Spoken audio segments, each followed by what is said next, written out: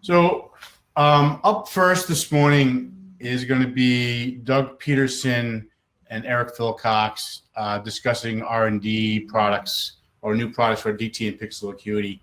I did read their bios yesterday, but I'm going to redo hopefully an abridged version of this for today. Doug Peterson is my business partner, co-owner, and head of R&D at Digital Transitions. Notably, he puts together lots of white papers and guides about digitization. I can't say enough about Doug. Incredibly talented, smart individual. He's also serves on the ISO committee 42, which is works on digitization standards. Of course, Eric Philcox, again, another business partner and friend as well. He's the chief executive officer of Pixel Acuity. Incredibly talented individual on a multitude of levels. He originally worked at Digital Transitions years and years and years ago when we first met each other. From there, he became head of the digital imaging unit of New York Public Library and started his own company after that called Pixel Acuity. And as you all know, Pixel Acuity and Digital Transitions are now joined together. So enough said about that. What I'd like to do is now pass this over to Eric and Doug to give their presentation on their products and so forth. Whoopsie, sorry. I will get off camera. Howdy, everyone. My name is Doug Peterson. I am head of R&D and co-owner of Digital Transitions. And thanks for the introduction, Pete. I'm Eric Philcox. And in this presentation, we are going to be covering some of the new hardware, software, and services that we've been working on in 2020, including some sneak peeks of what our R&D labs are up to at the moment. So before we dive into that, let's take a step back and look at where the last year's taken us here at the DT family. As Pete mentioned, last year DT and Pixel Acuity merged, meaning that Digital Transitions now has 4 divisions. This presentation will certainly be focused on the first 2 that address the cultural heritage market, museums, libraries, and archives, and that is Digital Transitions, Cultural Heritage, and Pixel Acuity. So to get us started, I'm going to ask Eric to tell us a little bit about how Pixel Acuity has adapted in the year of 2020 and COVID. Thanks, Doug. So early this year, we were accelerating our expansion at Pixel Acuity. We formed a partnership with History Factory, who are experts in working with corporations to tell their stories, and moved into their building so we can add several offsite capture stations. And then, of course, COVID hit, and happened to hit right in the middle of some large-scale projects at the Smithsonian. So we kind of had to put a pause on that for who knows how long, and we had to focus on bringing our digitization facility and expand it. So as you can see, we've been putting in a lot of elbow grease to renovate and add some capture stations to that facility. Prior to COVID, most of our projects happened in our client spaces, and that is no longer the case for the time being. So, we are having to adjust. In response to recent demand of offsite digitization, we've greatly expanded our team, and we've been adding new capture stations left and right. Our facility footprint has expanded so we can provide socially distant workstations for our photographers.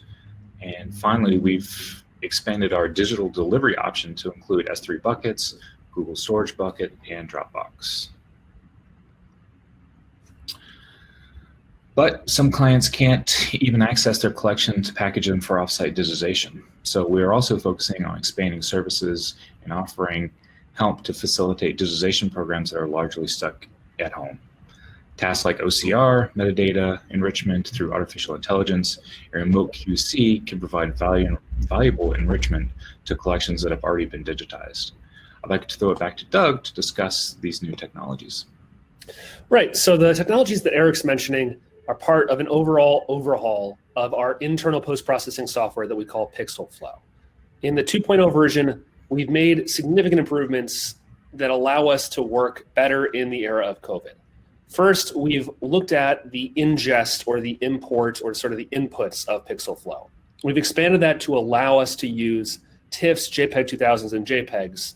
Previously, we only used RAWs as input because that's almost exclusively what we'd be doing if we were doing the scanning ourselves. But we've also expanded these, the input to allow these TIFFs and JPEGs so that we can work with collections that were already digitized. So if we are doing additional work on a collection that's already on your server, we can now do that with PixelFlow. We've also expanded our delivery options. Eric mentioned S3 delivery, so we can remotely deliver very large batches. But we've also improved the manner of that delivery. A tool called Bagit, developed by the Library of Congress, has been implemented in PixelFlow along with Jove. These are technologies that allow us to ensure that even when we're delivering tens and tens of thousands of files, hundreds of gigabytes of data, that everything that we intended to send was received, and everything that was received was full and complete. So that is improvements that we've made to the PixelFlow pipeline that allow us to work a little bit better here in a period where we don't have as much on-site work, on-site delivery as we had in the past. We've also significantly overhauled our OCR engine. I think as a result of just a whole bunch of small and medium-sized improvements to OCR, that we now have the best overall OCR of historical collections available from any provider. And I'm going to turn it back to Eric to talk about sort of the baseline reasons why we think our OCR is that good. And Eric, I believe you're muted.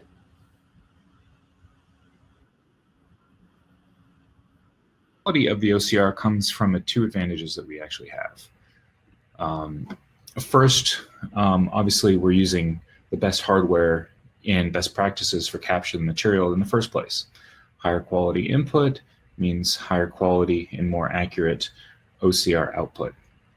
It's worth noting that we do offer OCR services for collections that have already been digitized, with quality of the resulting OCR depending on the quality of the previous digitization. Second, our pipeline has developed specifically for CH. Our experience is that most OCR pipelines assume that the material in question is modern office material. Since our focus on cultural heritage collections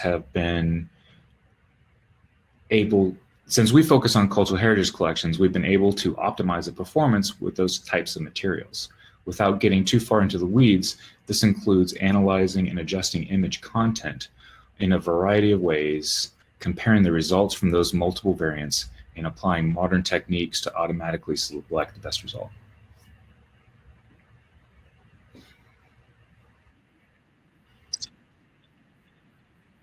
Developed a pipeline for OCR that is specific to the kinds of materials we find in cultural heritage collections. Here's an example of that output. On the left, you see an image that is from the US Geological Survey's logbook. On the right, you see an Alto XML encoded OCR.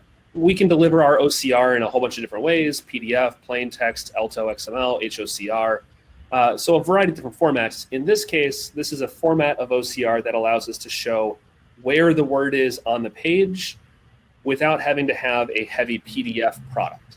Again, lots of different ways of doing that. What I want to point out is that this kind of material is exactly the kind of material that we don't expect legacy and general purpose OCR engines to do all that well with. It has a vertical red lining, it has horizontal blue lining, and the text itself is handwritten. Some of it in print for the digits, some of it in cursive. It is not the best case scenario for OCR tools that are developed for modern office material. But our OCR results here, without any manual intervention, without any manual correction, is already very, very good. It's not absolutely perfect, and I don't think that's normally the criterion for most OCR, but given a very challenging historic collection input, it's doing a very, very good job. So in many cases, the results that I just showed you could be delivered as is. The OCR at, say, 99% accuracy is already very useful as is for a large variety of needs. But there will be some times where you need a nearly perfect result, where you need almost 100% OCR accuracy.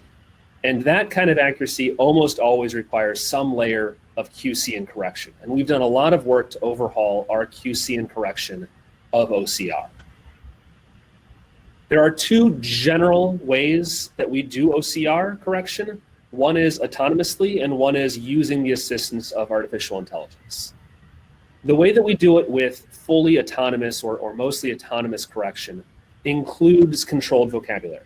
This is obviously a project-specific or collection-specific thing, but if we have a large collection, say, of scientific materials that have specific keywords, specific terminology, specific hierarchical terms, we can then put that into a controlled vocabulary so that something that is a close match is still deemed the correct scientific word. For example, in a collection of scientific information about insects, we might expect that species, genus, family, order are all loaded into the system so that if the word detected by the OCR engine is B-O-N-B-U-S, that is a near enough match to Bombus to be automatically corrected to Bombus. We can also do a human-driven collection level review. And what that means is that having a human check every single page is time intensive, and no matter what you do it with, and is therefore by definition expensive in either time or money if it's insourced or outsourced. Doing it for every page though is not necessary in some cases when you can do more of a collection level review. What we can do is we can take the entire collection of related materials, load them into our system, which provides us a word cloud or word list. That's going to be prioritized by abnormally common instances of a word. That's going to pull up things like proper names, places, keywords that are used repeatedly throughout the document, words that are used uncommonly frequently in that collection. We can then make near matches corrected to correct matches. So if the proper name of a collection includes the name Firestone, we might use near matches to Firestone to be automatically corrected to Firestone when we see them occurring in the abnormally frequent list. So that sort of collection level review allows us to do manual intervention, but to do it at a collection level rather than every single page, every single word. We also have AI-assisted human correction. And that means that we are loading it into an OCR correction system, our PixelFlow, our CloudFlow system, and it's going to provide some tools and some comfort of life sort of things, quality of life features for the reviewer. For example, it could present both the text and the image, which pretty much every OCR correction system does, but it uniquely links each section of the image to its corresponding text in real time. You can correspondingly hover over either and see the result from the other. That allows you a faster navigation, and it also auto-navigates through the image if you've zoomed in order to show you the relevant part of the image in real time. It also provides robust reporting, and that reporting can be used to help us understand whether or not human review is worth continuing. So for example, it's very frequent that somebody would ask us to do OCR manual correction and review during a pilot, and then report back to them how much correction was necessary, how good it was already before correction, and how much work was required, and therefore how much money was required to get it to be nearly perfect. That kind of reporting allows us to come back to the client and say, is this worth continuing for the main project? Sometimes it will be, sometimes it won't be, and either way we've made an informed decision. I want to give you a sneak peek of that software. This is CloudFlow. It is a cloud-based software we built from the ground up that allows us to do this OCR correction. It allows either in-house staff, or if the client would like to provide labor, for example, if they have people working from home, they can dial in and do this correction as well. So what you see here on screen is an illustration of both a mechanical typewritten label and some handwritten labels.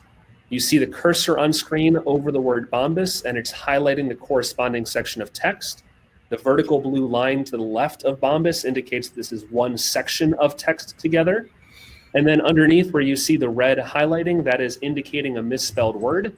DET is in fact correctly identifying the text, but that's not a word, so it's highlighted, as well as the proper name of the person who is signing that label, or perhaps a place. I'm afraid I don't know what that word means.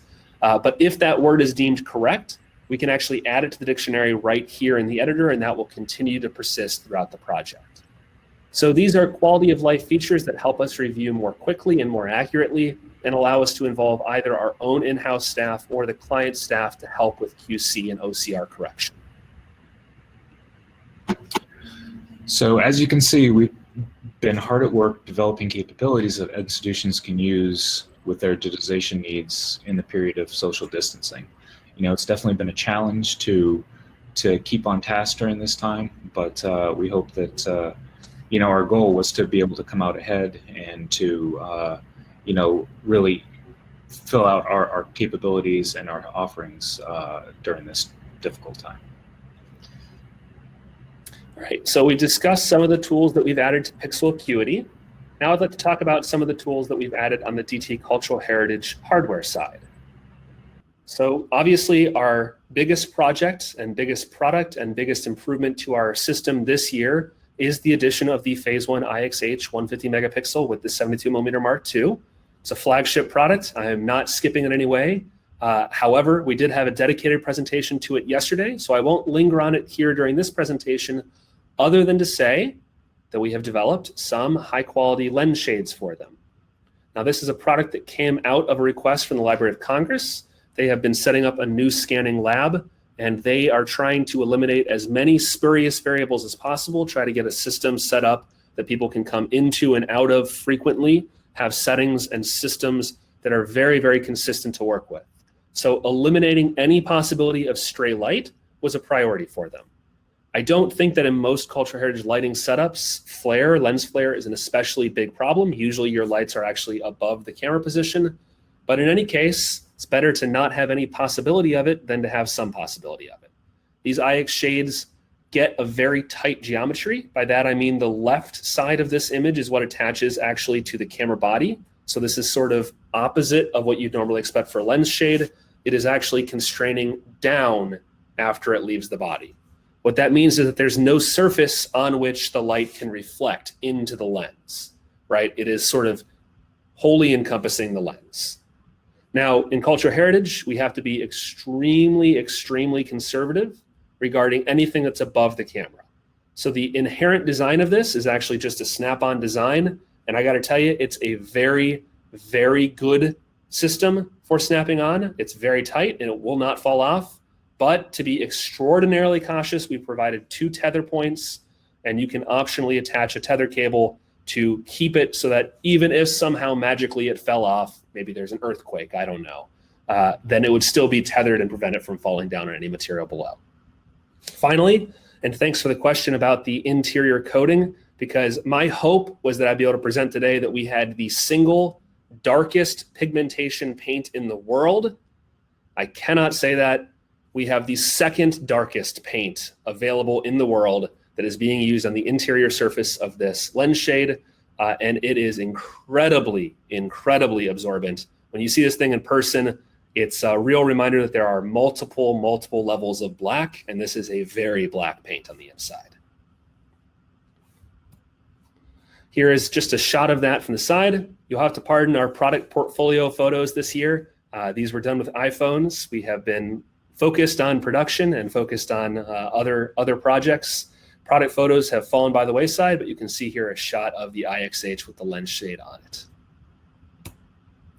All right, the next product that we are announcing today is the DT Photon Mark II. This is an iteration, a next generation of our DT Photon light source.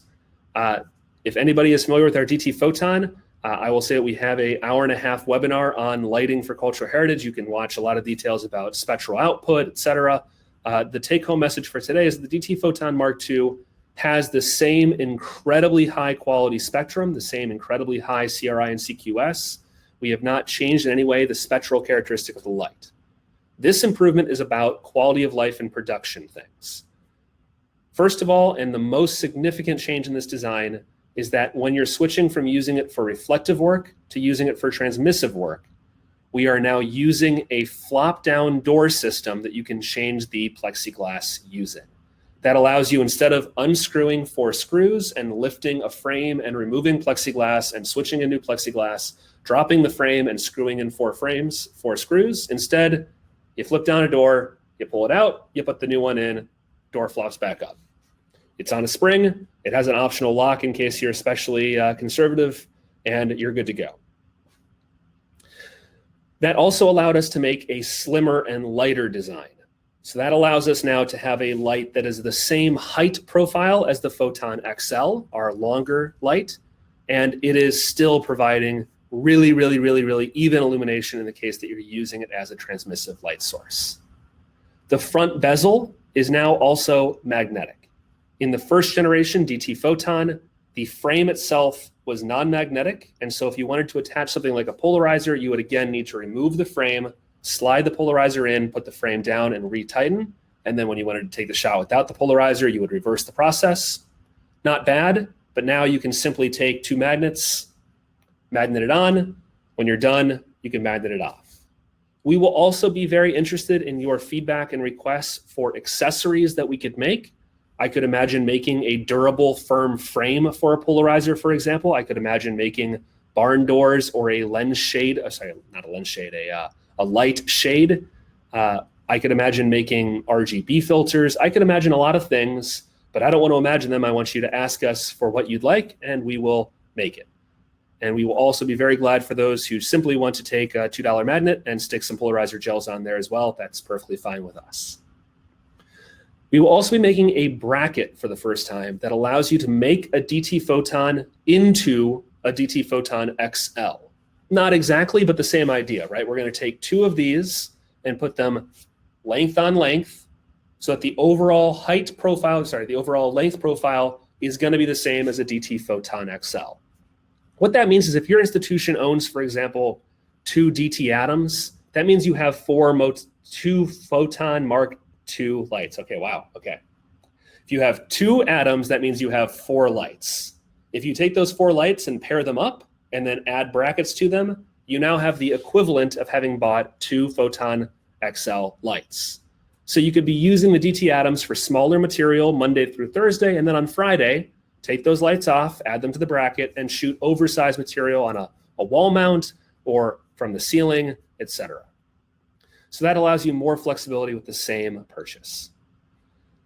We also now will be providing 4 slots to put in proper feet.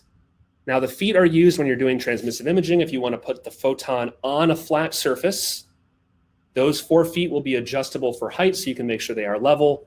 In most cases, we'd still recommend using a DT film stage to hold your film above the surface of the light. There's a variety of ergonomic and process reasons for that. But if you want to put material directly on the light, you could also do that now and make sure that the light source itself is level. That will also prevent the light from sliding left, right, or fore aft underneath the camera.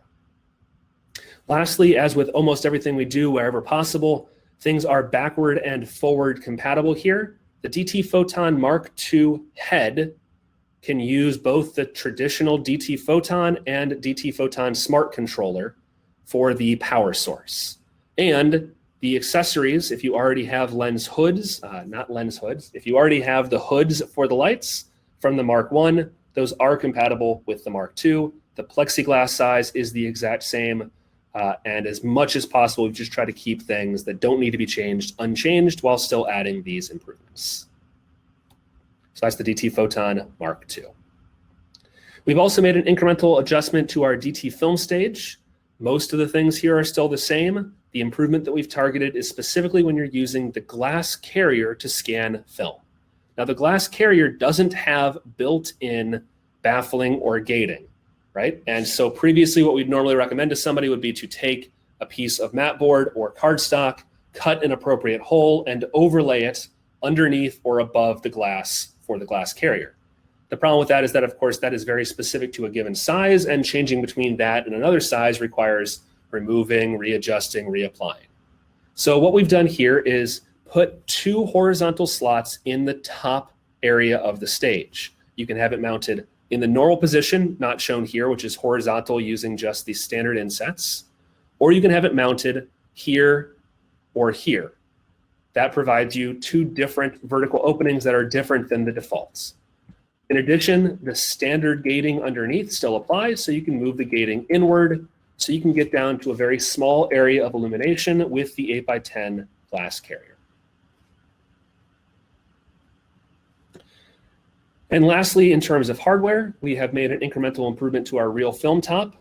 Todd from the Getty will be talking about using our first generation reel film top on a series of 35 millimeter film. And the system can still take 35 millimeter film and 16 millimeter film and 8 millimeter film. But we've now improved the system to allow IMAX or aerial sized film. And aerial film can come up to 10 inches, which is the configuration you see in front of you here, 10-inch wide aerial film. All right, so to close out, I want to talk about our non-hardware offerings. These are things that we have added to our offerings as a company to help support institutions that are not able to gather in person right now, that in terms of grants and classes. So I'm going to turn it over to Eric to talk about the PA Archer grant, which has just wrapped up funding. Thank you, Doug. So knowing that a lot of the community was working from home during these times, we were looking for projects that could enrich collections. And to do that, we actually funded a grant that would explore the use of artificial intelligence in cultural heritage collections. Given that we wanted to fund the project and that it could take place during COVID, we had a very accelerated timeline for this particular proposal, for this particular grant process, because obviously grant processes can stretch on for 6 months, a year, but we wanted to have a very quick turnaround on this one so that we could actually do it during COVID. Hopefully our accelerated timeline would come to bear and we'll be through with COVID very, very soon, but we'll see. So we actually went ahead and created a board to review the proposals, and that advisory board, and first of all, I want to send out a thank you for everyone for participating, because I think they added a lot of value and kind of pointed out a lot of things that we potentially would have missed, through the review process. But that board consisted of Bethany Davis of the University of Iowa Libraries, Todd Swanson of the J. Paul Getty Trust, Luciano Johnson of the Frick Art Collection, Akur Patel of River AI, as well as our very own Brady Wilkes, Doug Peterson, and myself. The proposed projects were diverse, fascinating, and spanning collection types from restaurant menus to lantern slides, and tackling tasks such as label detection, image segmentation, to OCR of handwritten ledgers. I know we got one on restaurant menus, and I got to tell you, looking through that when you're hungry was a real mistake. Yeah, definitely, for sure. So ultimately, we ended up selecting what we feel could most benefit the broader cultural heritage community, submitted by Cecilia Peterson at the Smithsonian Center for Folklife and Cultural Heritage. So a big congratulations to them. We'll begin working with the Smithsonian on their proposed project immediately, and we look forward to reporting on the results early next year, hopefully at an in-person roundtable. All right, so then let's quickly talk about our classes, which have also seen some changes during the period of COVID. First and foremost, our 101 class during lockdown, during that first 2 months, maybe 3 months, we made that class 100% free for a period in order to help facilitate people who were sitting at home before their institutions had, sort of more fleshed out their plans. And we have had over 800 people take that class at this point. And I think that's something that as a community we can all be very proud of. We're certainly very honored that people would take their time to take the class. And we're very glad to be seeing sort of a joint curriculum being applied to so many people in our community. If you've not taken that class, it does cover the introduction to modern digitization, concepts surrounding the kinds of tools that are used today, why they're used, the definitions of preservation grade, and the basics of camera-based digitization. I will note here that we made a very purposeful decision to make the 101 class agnostic to specific brand, make, or model of camera. It is unabashedly pro using cameras as opposed to flatbed scanners, but I think the class explains why we feel that is the case. We also have had the 201 class going for a couple years now. The 201 class is for day-to-day operational instruction. That is the task that you actually use every day you come in to do digitization. Things like what do you have to worry about in terms of hardware, how to benchmark your system, how to prepare it for production for a reflective material or transmissive material, calibrating the system and measuring it against FADGI and ISO specifications. For those who've taken the 201 class, I think the peak difficulty element is the discussion of MTF and SFR charts. And I think those are about as in-depth as you can get in a class that I've found, outside of, I'm sure there are some RIT grad school classes where they would make my head spin. But anyway, the 201 class we've done online for the first time and the second time during COVID. Previously, we required in-person instruction. I think we've learned a lot from that process, and I'm glad to announce now that we will be doing the 201 class online again. It will be in Q1 of 2020. If you are interested in taking this class, I really encourage you in the next day or two to reach out to your salesperson with your availability, because I basically look at a calendar with Kate. I ask the sales team if anybody has date requests from their clientele or date blockouts, and I pick a date off the calendar. So these are not classes with 100 people. These are classes with 15, 20, 25 people. If you reach out to say, I'm available on this date range, or it'd be great to have it on the second week of February, your comment will definitely be read, and there won't be that many comments for me to judge the days based off of.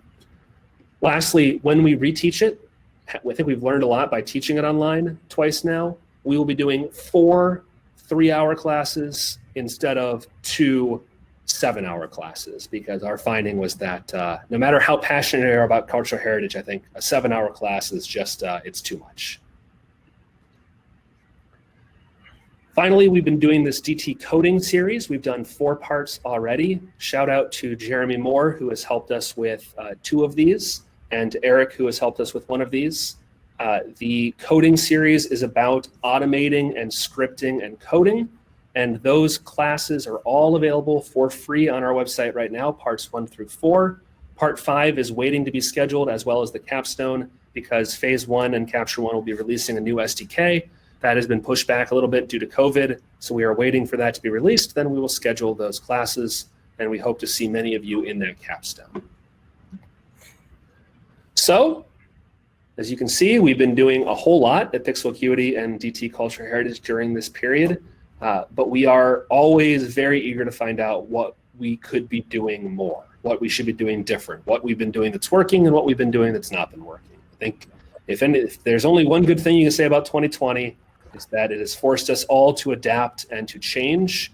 And some of that I'm sure we've done right, some of it I'm sure we've done wrong, and we're very eager for that feedback. So we can go to questions now, and I believe we have until approximately 9:55. So we have about 15 minutes to cover questions. Yep, we have about 15 minutes for questions. I would like to make the comment, Doug, I don't know where you find the time with a new child to get all this work done. Coffee. Coffee makes the time. Yeah. All right. So someone will be flagging the questions up. Yep.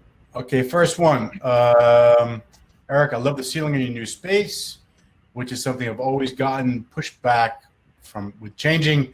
Can you talk about what you did to change the drop ceiling to black? This is from Jeremy. Yeah, so obviously we have some say in what we can do in our own space, and basically we popped everything out one by one, went outside. We had a compressor and paint system that you might see to use to paint cars, and we actually sprayed them down with very even, so we can get it very even. It wouldn't look like spray paint basically. And then we went through and we painted all the support joists in there. And I think it came out well.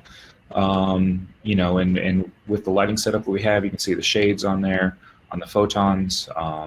You get very, almost zero, reflection of the ceiling into the, even if you're using plexi or glass of some sort. So you find there's no issue at all on the darker swatches on the ISA FADGI targets? There's no glare pickup whatsoever? There hasn't been so far. Yeah, I mean, great. It's done a very good job. Because I know those are very, very shiny. Yep, exactly. But lens shade and a dark ceiling definitely go a long ways towards fixing those issues. Mm-hmm. Mm-hmm. We have another question from Curtis. Is DT's OCR feature available as a standalone software, or do you have to have PixelFlow 2.0?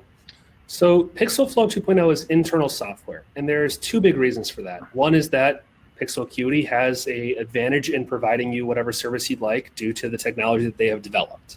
The second bigger reason is actually technical, and that is it is really not transparent to people who don't do programming how much more work it is to make software that's externally facing. Eric, myself, other coders can sit down and put out a new piece of software that we can use internally with a handful of people who have been specifically trained to use it in literally an evening. In 4 hours of work, we could do something that would then take a couple weeks to transform into a quote unquote product. You need to have substantially higher levels of polish. You have to have substantially better help menus, support guides, PDFs, explainers, a website, a product SKU. You have to handle the facilitation of license management and license keys. You have to help people install it and troubleshoot them. You have to have dedicated support staff just to that software. And then you have to update it every single time the OS changes or a client switches platforms or they have a problem. And so PixelFlow 2.0, one of the reasons why we're able to do so much just in the last 6 months, I mean, we've added a dozen major capabilities to PixelFlow, is because it's not actually a product, right? It is internal software that we've developed for Pixel Acuity staff to do their work faster and more efficiently. And that also goes for CloudFlow.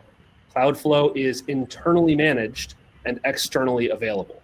So we handle all the maintenance, the installation, the configuration, and if a client wants to have their team participate in the OCR, QC, and correction, they are dialing into our system. It's just a URL, but from a technical point of view, all the coding is maintained by us on the back end. So there's nothing to install for the client, no help menu that has to be installed, et cetera. So, Doug, if you don't mind, I might add just a touch to that, if Please. that's okay. To productize anything, there's obviously, as you can imagine, there's a lot of considerations in place. So right now, this is sort of again an in-house tool, because to deploy this as an actual product with licensing, maintenance, and then you're talking about making this the tool work in very broad environments and applications is something that we have talked about, but at this stage we're not considering it yet. It is certainly a possibility that we might turn this into an actually productized item with an SKU number and licensing and so forth, but that's probably a little farther out, and we'll see how this program grows. Now, that's not to say that we intend our knowledge to be proprietary. So if anybody would like to come to us and talk to us about their OCR problems, we're glad to share what we've learned in our efforts to do our own OCR engine. We're glad to share that openly with clients to help them improve their internal stuff, regardless of whether or not they're hiring us for a service or for OCR. We're glad to share. It's just productizing software to make it robust enough for anybody to download, install, manage, is a far bigger task that traditionally most software companies would have several people just dedicated to the support, several people just dedicated to the website and the marketing. And we've certainly grown a whole lot, but we don't have 30 people to throw at just software. I will point out that it is something that we can deploy with clients' existing collections, meaning that we get access to your DAMs, you send us files, we can utilize these same technologies on your already existing digitized materials and get similar results. Yeah. I see Jeremy commiserating with me. If you've not done the DT coding series, honestly, I think that's very illuminative as to the topics that I'm talking about. Yeah. Really, I mean, we desperately want to share our knowledge about this stuff, and the coding series helps you understand a lot of the technologies that we've deployed under the hood. And we want you to deploy those yourselves and share them as a community. And anybody who does so, we'll be very glad to support. So next question. Here, actually, we had an issue with the flagging. Comes from David, and this is regarding the lens shade. What is the inside coding of the lens shade? Can you be more specific, or is that a secret sauce type thing? I don't think that we need to keep that proprietary. Do you, gentlemen? No. We did some pretty extensive research. I had, in the middle of lockdown, I had some lens shades and a whole bunch of black paints, and did some deep dives, contacted some material people. And the darkest black matte paint available in the world is only available as a sort of service. You can't buy the paint itself. The second darkest black paint that we could find is called BLK 3.0. So BLK 3.0, you can just buy a vial of it. It seems, honestly, that the marketing is a little bit cheesy, but all of our testing backed up their statements, which is this is incredibly dark matte paint.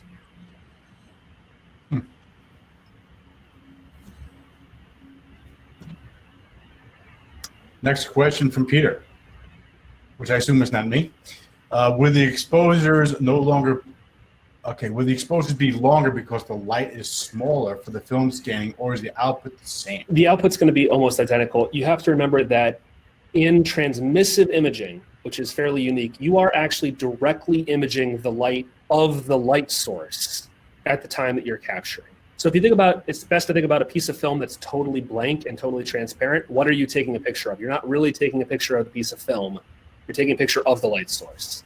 What we want to do is gate, so that if my face is the light source, we want to gate what part of the light you're seeing and block the light that's not happening, that's outside of your current capture area. So it's avoiding flare and glare. It's not about reducing the amount of total light. It's also referencing the output power of the Photon Mark 1 versus the Mark 2. So if that is the question, I can tell you the total light output is essentially identical. The new version is a little bit spreadier, so it has a slightly wider angle of output. So if you are shooting something far away, it would be slightly lower output, but it's a pretty marginal difference. They are effectively the same for most people's purposes. Just to add to that real quick, is the exact same LED panel. Only thing that's changed is the housing. So if you developed color profiles, if you developed a workflow around it, if you developed standards for practice, those will all be able to be forward compatible to the new light. Oh, and thanks, Peter. I see that. But it was about the photon being thin. Okay, yeah. So I think we've addressed that. Yep. Next question from Jeremy. Does OCR work on 1, text in non-standard directions? For instance, Hebrew running right to left in materials from the Holocaust Museum. 2, running in multiple directions at the same time, like right to left and vertically. So the second one is easy because we have had some instances of that already since deployment. We can handle margin written notes at a diagonal and horizontal text and vertical text written on the side all simultaneously. So that works out pretty darn well. The Hebrew text, I can tell you Hebrew is supported through our pipeline. I will say that we have not had any material like that since we put the PixelFlow 2.0 update in place. So in theory, it should work swimmingly, but I would need to see it work in practice before I made a firm statement about it. But in theory, it should work great. And certainly if we had a client with a large Hebrew collection, we'd be making sure that it worked perfectly before we gave them the results. We have a question about the Photon Mach 2 again. What are the mounting options for the DT Photon? Okay, so the DT Photon itself, both the Mark 1 and Mark 2 could be used either on a standalone light stand or on a DT Atom pin mount. The DT Photon Mark II does also add a double crossbar option, which makes it a little bit more stable and rigid on a BC100. So in both cases, the old Mark I and the Mark II light can be put onto a standard light mount, Manfrotto light stand, C-stand, or other light accessories. It has a standard pin receiver that you can put on there. Pete, from a ordering perspective, that is a separate SKU you need to order, correct? Correct. We call it right angle adapter. It's basically an adapter so you can mount it on the standard stud for a light stand.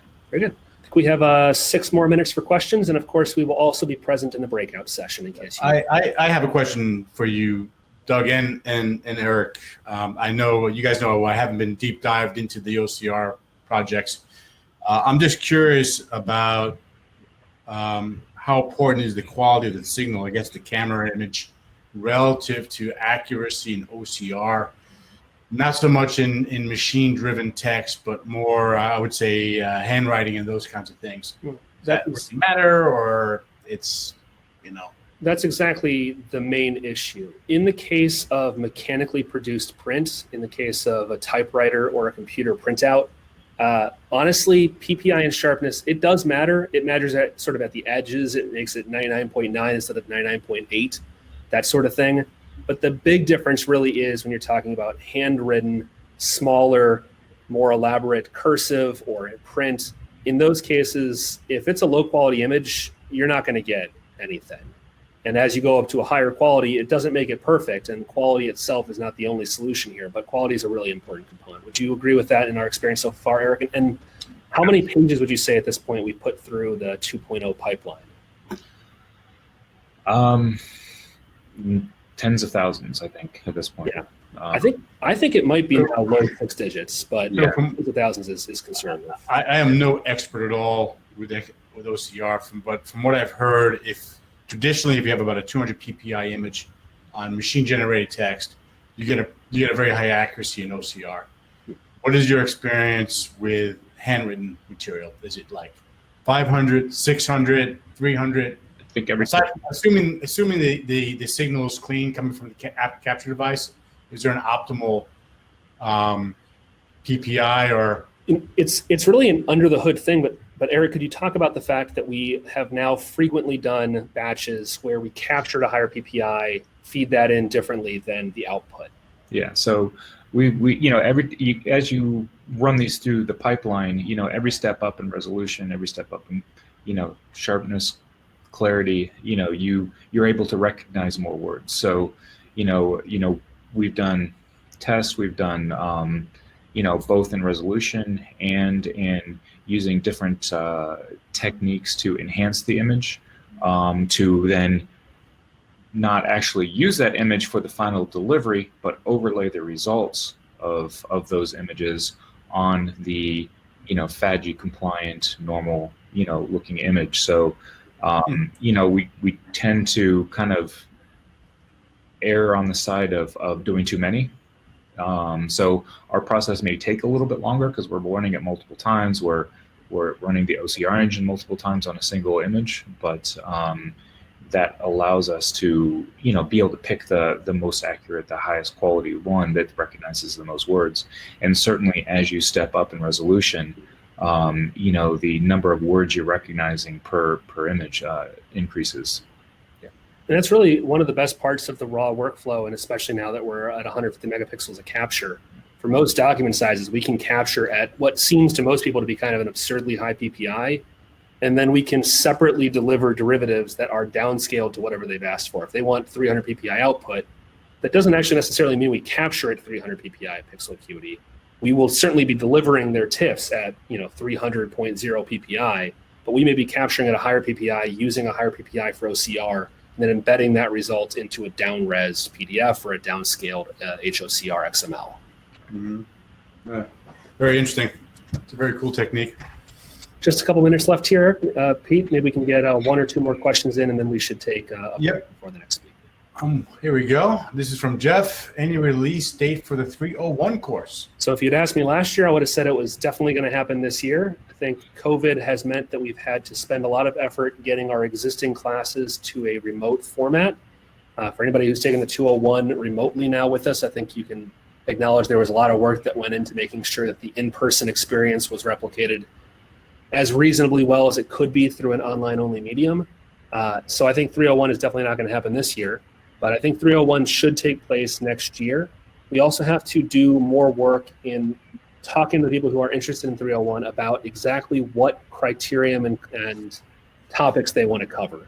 We will almost certainly be partnering with one or more other instructors. I think it's not bragging to say that we feel that we are experts in digitization and digital imaging, but I think when we talk about a 301 class, it's very important that we bring in one or two other people who are experts in their subspecialties so that we can really offer the people who take a 301 class really expert level instruction throughout a broad range of topics.